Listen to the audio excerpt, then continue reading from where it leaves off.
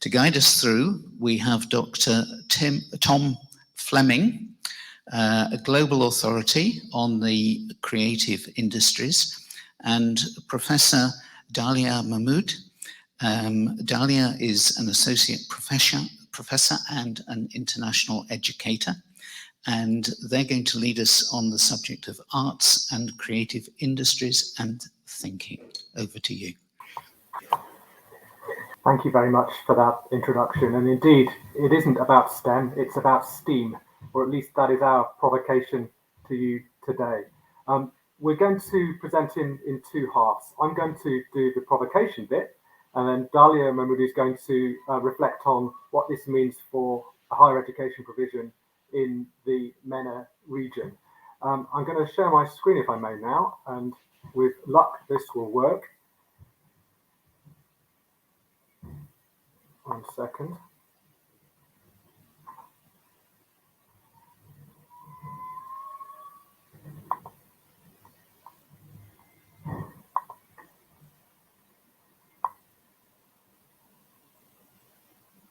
Apologies for the delay here.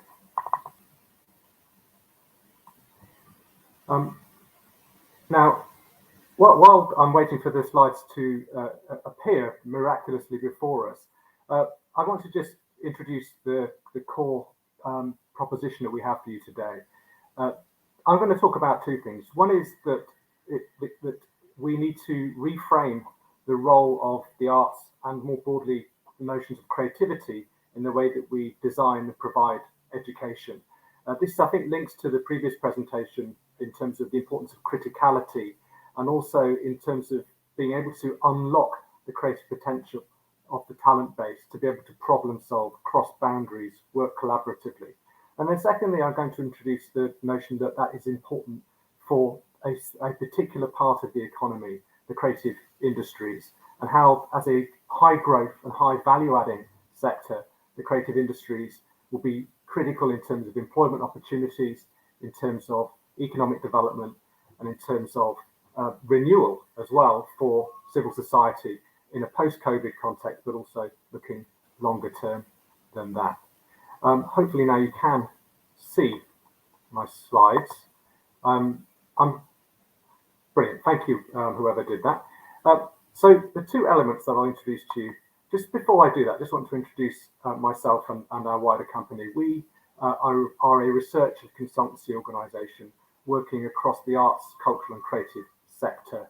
We are based in London and Portugal with associates and activities in every region globally. In the MENA region, we have been working with the Ministry of Culture and Youth in UAE, with the government of Kuwait, with the British Council in Egypt, with organisations in civil society and enterprise in Lebanon, in a range of different contexts to develop strategy, policy, research. We also work with universities and cultural institutions in terms of innovation, in terms of modelling, and in terms of planning. Our portfolio ranges from national strategies for the creative economy through to more granular evaluation and research pieces that explore what is needed to develop from the talent base in specific cultural contexts, whether that be, as you can see from the slide, in places as diverse as Brazil, Malaysia, Lebanon, and beyond. Now, we're working in a context where policies and institutions, even the youngest universities, were born in a different age. This is not just because of obviously what we've been through with the pandemic, but it's also about the pace of technological change, the extent to which enterprises and occupations that exist today were not even conceived of 15, even 10, in some contexts, 5 years ago. So if everything is different today, it certainly will be very different tomorrow. And that requires an agility in terms of practice and provision when it comes to education.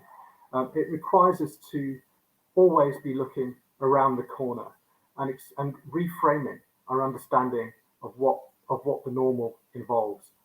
We need to always be exploring across boundaries that we thought historically were uncrossable. Now that has implications in terms of the model of provision for education. It has implications for how we understand the pathways that talent progresses through in terms of career development. Now, often this transformation is couched in terms of the dizzying digital shift that we are currently experiencing, the extent to which new and emerging technologies are disrupting the old models, destroying the old models, the extent to which traditionally disconnected sectors are increasingly convergent and fusing together in interdisciplinary and transdisciplinary ways. The ways that digital technology is shifting the way that we consume, produce, communicate, collaborate towards a more immersive, interactive, personalized reality.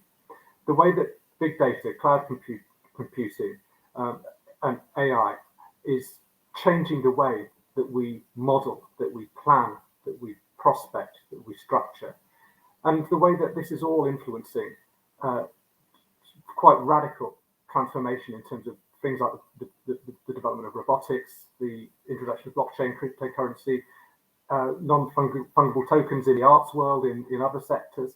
This is a shift that we are only in the foothills of, and we need obviously to work out how we develop as a society in that context.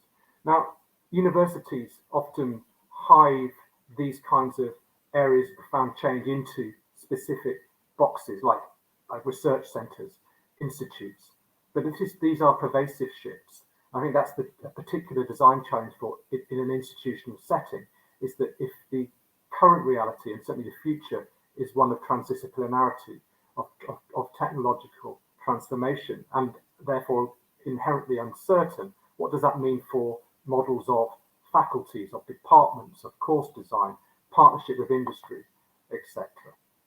And what does that mean in terms of things like rights, IP management, how you nurture and develop products or services through the R&D that a university develops? So my instinctive response to bring this right back to basics is that if we are going to not just survive but also thrive in this fourth industrial revolution, then we need to, as we heard in the last presentation, invest in criticality, but we also need to invest in creativity. And these two elements, these two C words, are very much interlinked. A for art, an appeal for the importance of art, because art is about inquiry, problem solving, criticality, and of course, the imagination. And as I've gone to say, art is also the underpinning for the creative industries. Art is not just about aesthetics, although beauty is of course important. Art engages us in questioning, rethinking existing systems and paradigms, the role of the artist in society, but also enabling and facilitating our talent base to have those kinds of skill sets and perspectives will help us to redesign and redefine ourselves going future. And it builds from deep memory, deep history. Art and creativity have always been a fundamental survival skill and human condition. That is how we have driven innovation from our most primitive versions of ourselves. But art, as it embeds itself in society, in consciousness, and in increasingly, if we think about education and skills, it facilitates a way of connecting with our innate, intrinsic love of beauty, of shape, of form, whilst also enabling us to inquire, to be critical, to problem solve, and to be utopian in a time when the dystopian is dominating the narrative, because art proposes new futures. And more broadly, if we think about the underpinnings of art, it's about creativity. And the late, great Sir Ken Robinson made an appeal that creativity is as important as literacy. Or you could argue that creativity is itself a literacy. And it's a literacy that in many education contexts has been designed out or squeezed to the margins. And therefore, we're creating barriers in terms of human development. So my appeal is for art in education and creativity more broadly in education and society. And this connects us to how the economy is changing. An economy that is dependent on content, on storytelling, on added value, on distinction and distinctiveness. And this requires us to facilitate a different set of skill sets and competencies than those which were which predated this fourth industrial revolution that we're going through. And this is on the basis that so much of our talent doesn't have access to creative resources, doesn't have arts education from an early age, and certainly doesn't have arts education going into further and higher education, where creativity is something that is frowned upon rather than embraced, where getting things wrong is seen as a problem, whereas actually you need to fall over sometimes and pick yourself up to be able to find the pathway that works for you. So putting the A in STEM, I think, is a fundamental strategic priority for the future of education and thus the future of society and a flourishing, inclusive, sustainable economy.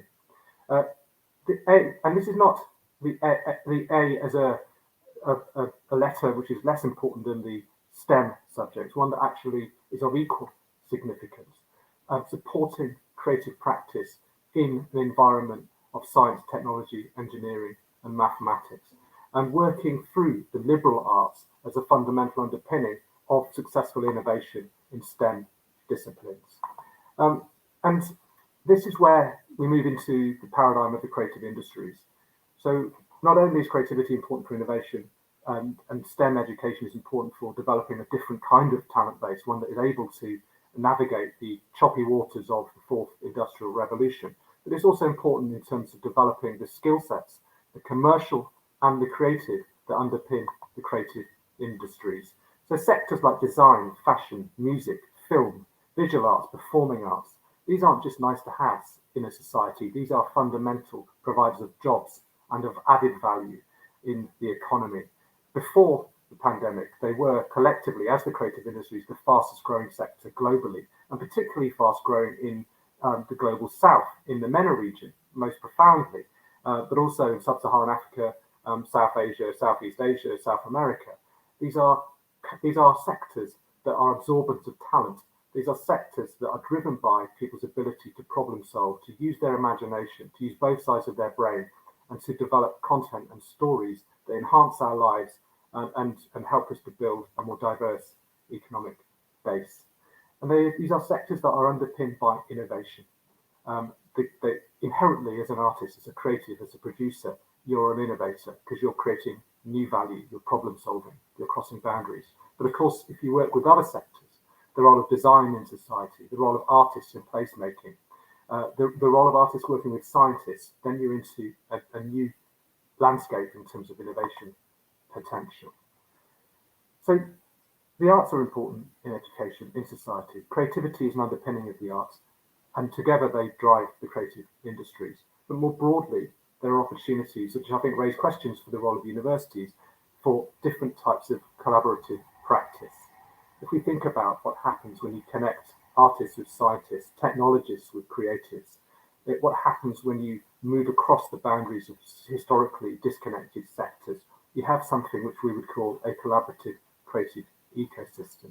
And universities, as anchors and catalysts of a quadruple helix model, can be critical facilitators of boundary crossing practice, nurturing collaboration and fostering creative ecosystems that will power future innovation, drive economic development, and also make sure that talent is not wasted. But we have, I would argue, a creativity crisis because universities have been slow to respond, to react, to drive change. They have tended to follow innovation rather than drive innovation in the context of collaborative practice underpinned by creativity.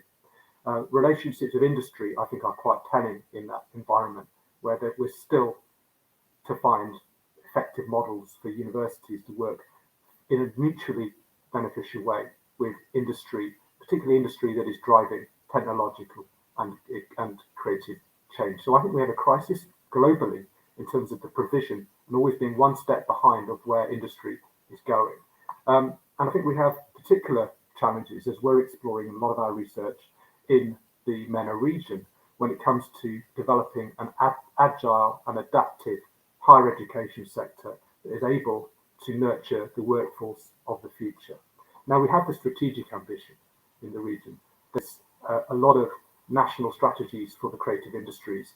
There's a reframing of the narrative in terms of what the economic base looks like in a lot of the countries in the region. As we found in our work, for example, in Kuwait, developing the national creative economy strategy, there's a profound commitment to diversifying the economy and looking at content-based industries as a way to do that.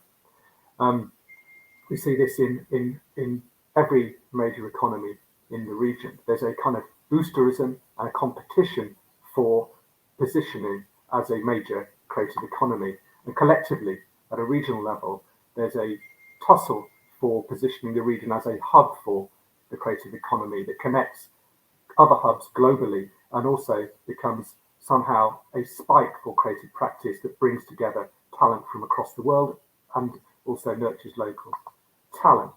And this is increasingly framed in terms of a creative economy perspective, which includes the arts, creative industries, but also fuses with tech, with social enterprise, and more broadly with other sectors in the service sector, in a service economy.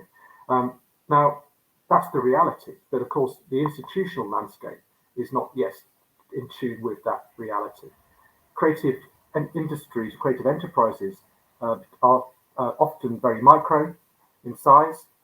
The reality is that people are working on a portfolio existence, hopping from job to job, which requires different skill sets, and often each job is very different to the last one. There's a question as to the extent to which the current provision in the university sector is giving people the skills that enables them to thrive in that environment. Do people have the range of management, entrepreneurship skills? Are they supported through their education journey to connect with other sectors? Are they invested in terms of being able to deep dive in R&D in sectors that are transforming the way that we'll be working in the future? To what extent, and this is a critical point, to what extent is creativity being validated as a concept, but also the creative industries and creative jobs being validated as serious careers for people as they leave the academy and go into the workforce?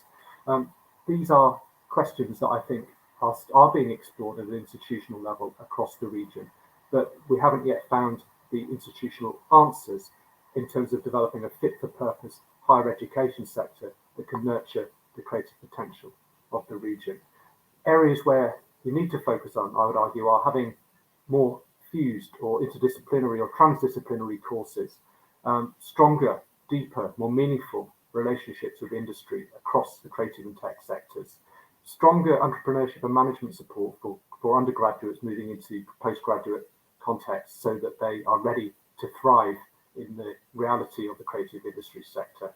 Art and culture to the heart of the provision, both in terms of the development of art skills, but also the presentation, the celebration of arts and culture as critical to civil society and economic development. And basically looking at, as an outcome, fostering a new generation of creative pioneers. That's my provocation. I'm going to pass over to Dahlia now, who will reflect on this more. Dahlia, over to you. Yeah, thank you, Tom. So I'm happy that you ended the slide there with AUK and the American University of Kuwait, which is where I start my journey on talking about the case studies and what's actually happening on the ground. 16 years ago, I was hired from Washington to go to the American University of Kuwait and start the first graphic design program. And this was the first graphic design program of the public university system. At that point, a lot of what the people had struggled with there, both as faculty and as the industry, was what are the tangible outcomes. And I seem to have lost the slide. Oh, there you go. It's back again. Okay. I was going to try to share that. But basically, I wanted to show here, and this is what tangible outcome looks like. A graduate from a senior show in 2009, which was essentially the second graduating batch from capstone graphic design, was back then a student, Fahad Adawi, who was then accepted to do his master's and then PhD at University of Arts London, and is now back at the American University of Kuwait 13 years later, now from his graduation, that is now hosting his own capstone graphic design class with triple the amount of students. So here you look at in one country with the start of one program, what happens, and this is just one of the students. I had many students graduate. Some of them are working with ministries, some of them are shaping the creative and culture industry in terms of strategy, and some of them are practitioners. But in this specific case, when it comes to education, this is one student that back then it was very difficult for males to choose, Kuwaiti males to choose to become graphic designers or creative thinkers and practitioners. He followed through with this journey and decided to become an educator himself, wrote a couple of books on design in the Arab world, Arabic typography, and is now leading his own journey in design education. So this is one tangible case. And what ended up happening in Kuwait over the past 15 years is multiple other programs opened in graphic design, and not just graphic design, but graphic design, communication, creative cultures, visual imaging. And these are both college level and university level classes. So we look at the system there, the education system in Kuwait changing. Is what's happening on ground mimicking that? Well, yes and no. We've seen creative, the economy seen sort of boom when it comes to fashion, notably F&B specifically out of Kuwait, and also tech startups to feed into those feeds, namely Talabat for F&B, that is now an international name, and household, loved household app. But also in fashion. And design consultancy started to pop out of Kuwait and stem out throughout MENA. So this is in Kuwait specifically. And I'll move over to the next slide where I also talk about a sister sort of journey to Kuwait's journey, which is in Qatar, where they had VCUQ, that has been there for about 2 decades now. And they started with a very traditional form of arts education, which was a Bachelor of Arts, Bachelor of Fine Arts, and eventually, through their journey, they opened the Masters of Fine Arts, which I believe is the one and only, well, up until now, New York University in Abu Dhabi just opened their MFA program right now, but they were the only standing MFA program that moved the concept of design and creative education from not just undergraduates that are graduating and starting their own businesses and traveling abroad and furthering their education. Well, no, now we can stay in the Middle East and work on projects that are important and relevant and viable to the culture. And this was very important for the people of Qatar. So that meant that not a lot of them needed to travel to continue their education, but also in the region, there was a sounding board. And what we started to see is their conferences, and specifically Tasneem, that they had working on for multiple years now, started to bring in creatives from all over the world to not just discuss the state of creative education and the industry, but also to start to innovate. And through that, there was things that we didn't necessarily see in the Middle East before: activism through arts, innovating and blending in tech with everyday arts and fine arts practice. And these are things that can only happen if you have, years of education and creative education to build on and to start to see that. So I see Qatar as having a very different landscape when it comes to creative education. And then moved to the UAE, where I personally moved as well. And this was 8 years ago. And if we look at how the UAE, and this is in the next slide, you're going to start to see at that point, and this is 2015 and 16, my role was to integrate, and this is what you talked about earlier, Tom, how important it was to integrate industry and the public and private stakeholders and practitioners with what's happening with the programs. And I had worked with a federal institution, and so it was very closed up, and what happens inside the classroom, inside the university, isn't very much reflected on the outside, and so on and so forth.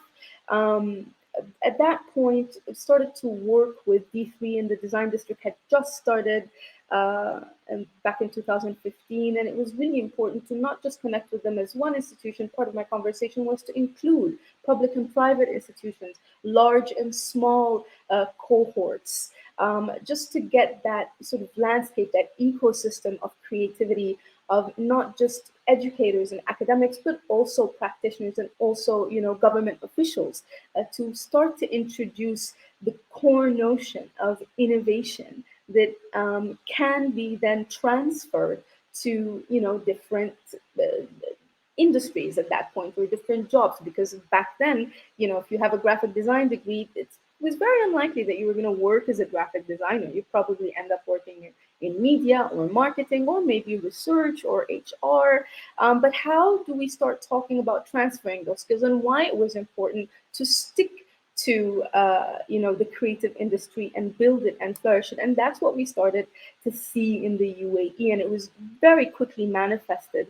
From 2015 to now, 2022, if we look at the creative landscape in Dubai and Abu Dhabi and Sharjah, just to look at the notable ones, also Ras Al Khaimah is working with the Fine Arts Festival, but just to look at the major hubs that are sort of popping up and how they're positioning themselves.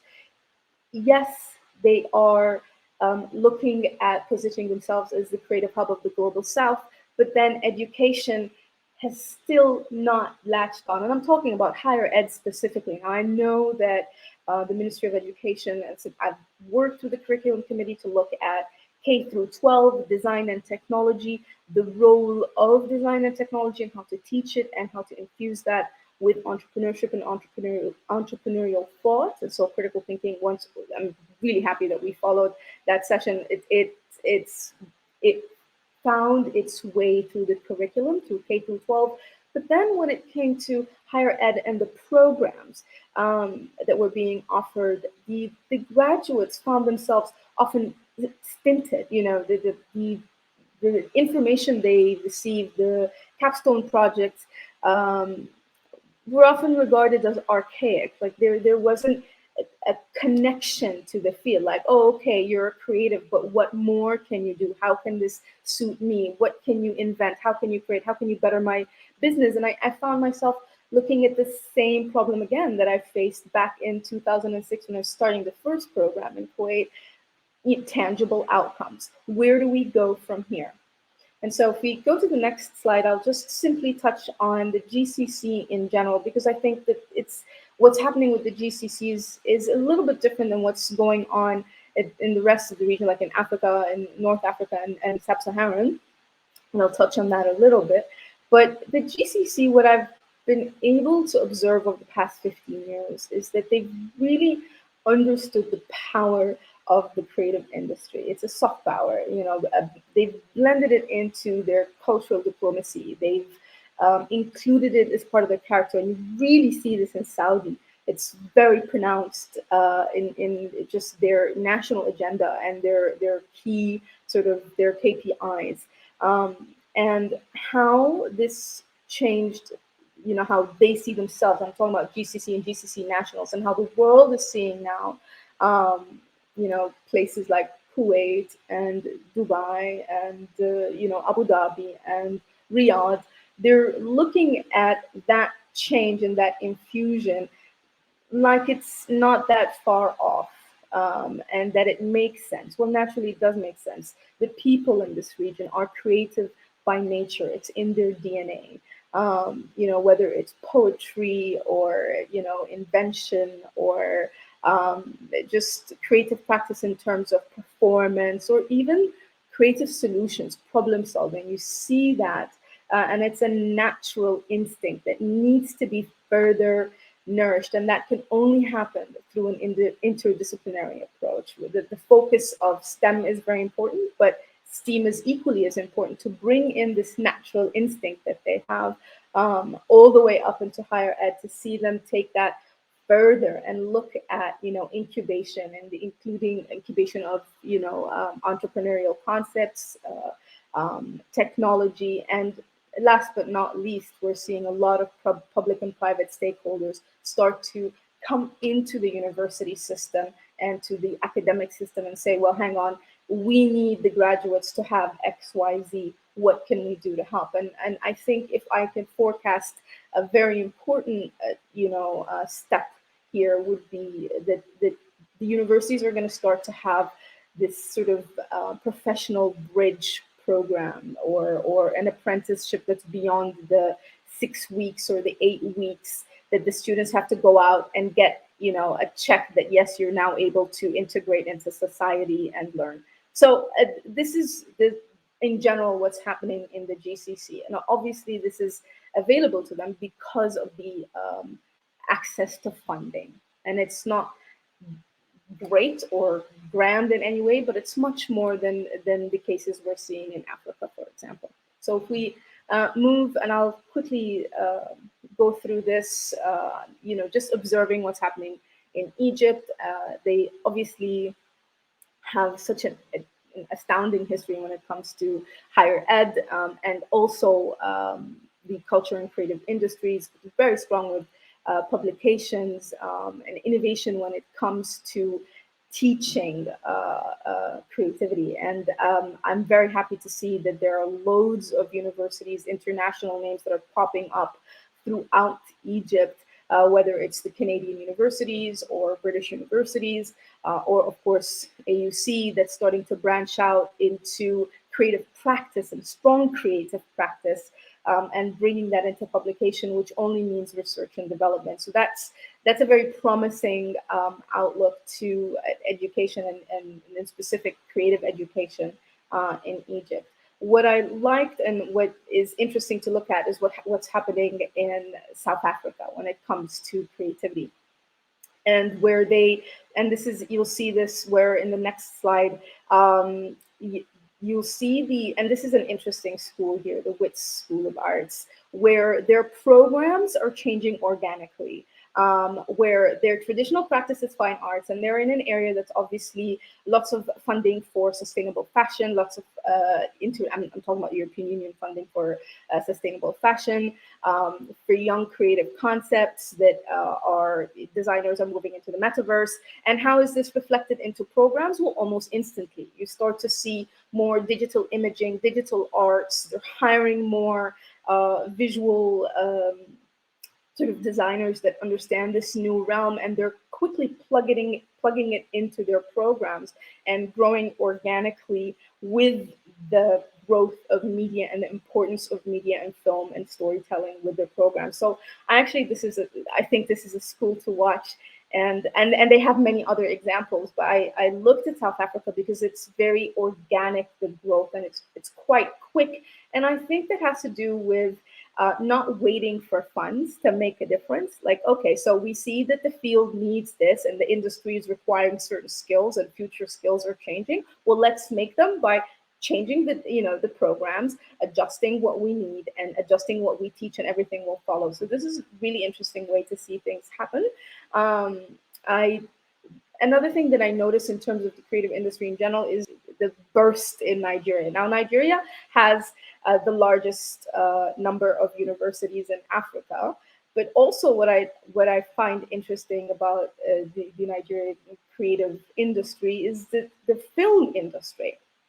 It's booming, and it has seen this light over the past 2 or 3 years now, most noticeably on Netflix. Obviously, if you go in, you'll see the unprecedented presence of Nollywood. But they are natural storytellers, and they've taken what they know innately and haven't waited for the formality of film school or film education to go through and break into this field. And practice makes perfect. And because of the numbers, and just the sheer numbers, 100 million plus people, this started to gravitate attention between the Africans in Africa and Africans in the diaspora, which then created that link. And this is where creative thought and creative instinct is very important, because when you see a barrier that is a natural barrier, and then perhaps your educational system or your governing system doesn't allow for it, or even your financial landscape doesn't allow for it, you go beyond that and you create these pockets where you start to communicate beyond that. Now, I would hope that the educational system starts to see that as a solution base to start to make these changes in how they educate, for the future generation of creatives. Beyond that, I don't need to speak in detail, but everyone can go in and look at what's happening in Rwanda. It's quickly becoming a research base and hub in Africa, where they are, once again, what's noticeable is that they innovate in the way they research and they publish and they reach out to people, just because they don't have a lot of access.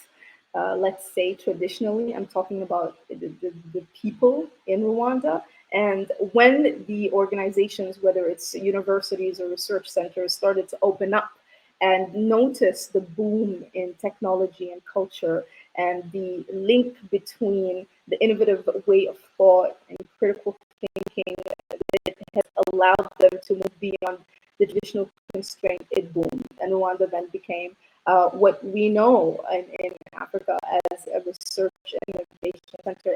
And if we look at universities and centers opening up there, it's just quite indicative. And look at the reports coming out of there. So that's what I wanted to talk about.